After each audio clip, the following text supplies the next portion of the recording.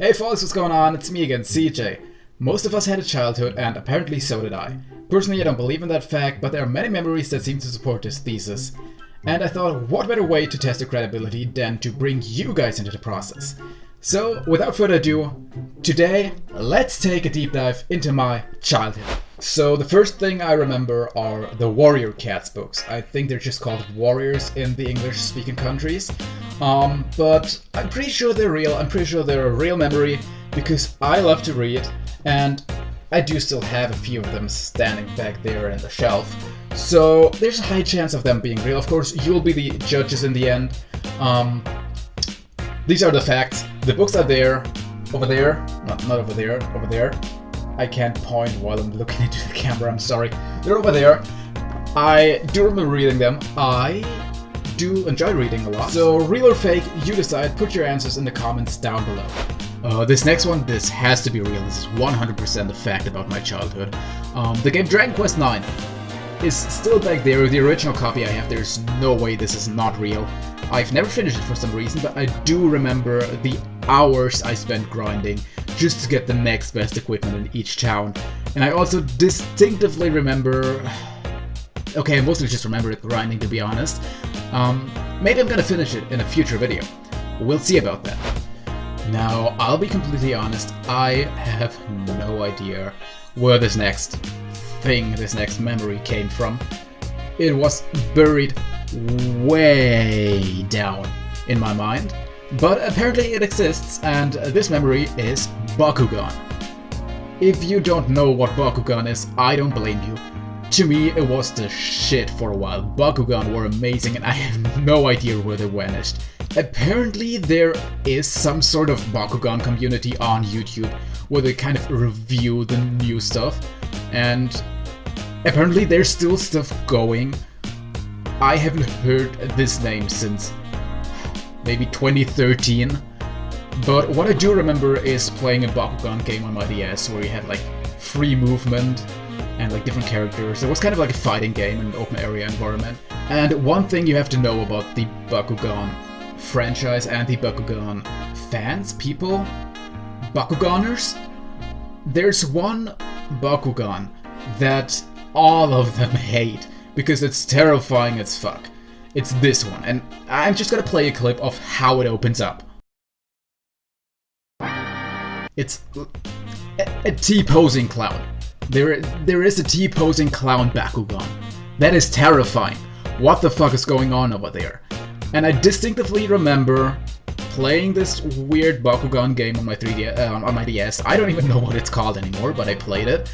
And there was one level where you had to protect like 2 buildings. And these clown fuckers, they just kept spawning everywhere.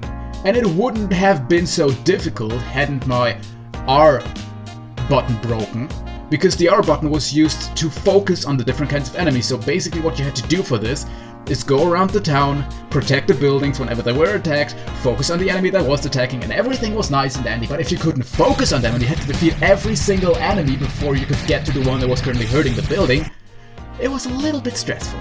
Also, fun fact about me, I am left-handed, which means I would have a great advantage if I were to ever fight you on a circular staircase and we both had swords. But that is not the reason I'm telling you this. The reason I'm telling you this is because while I was left-handed, and while I still am left-handed, I do tend to have problems writing, because here in the Western countries, we usually write from left to right.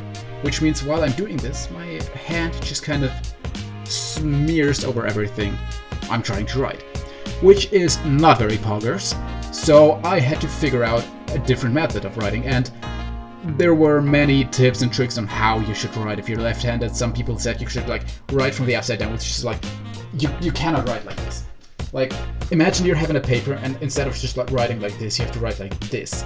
Nevertheless, I had these things you put on your desk where you had like it showed you where you should place your hand to write.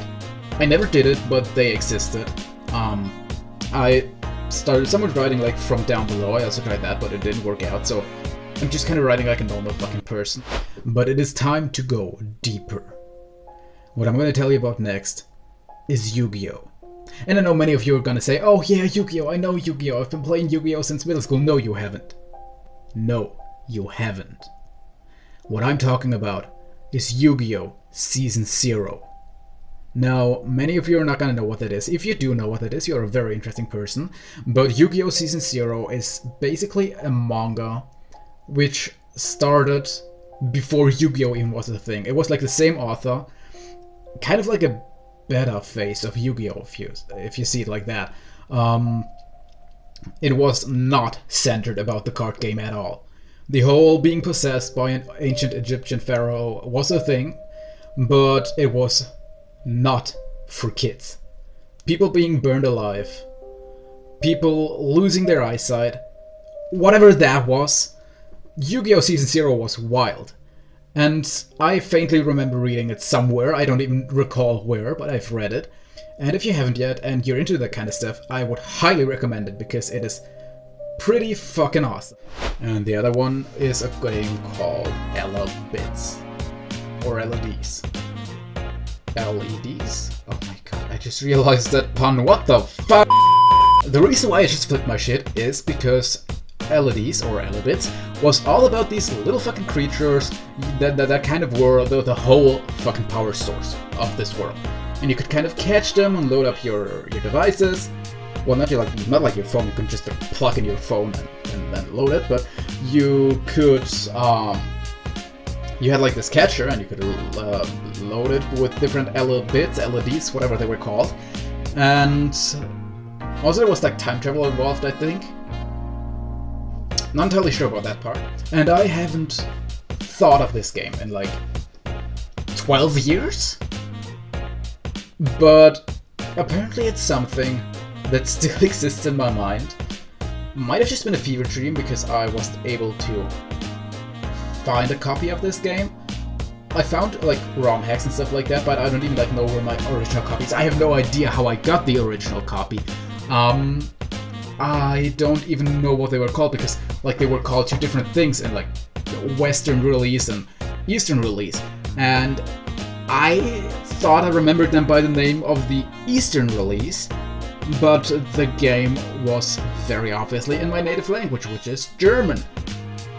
Which means they would have been called the Western release, and I don't know how that would make any sense.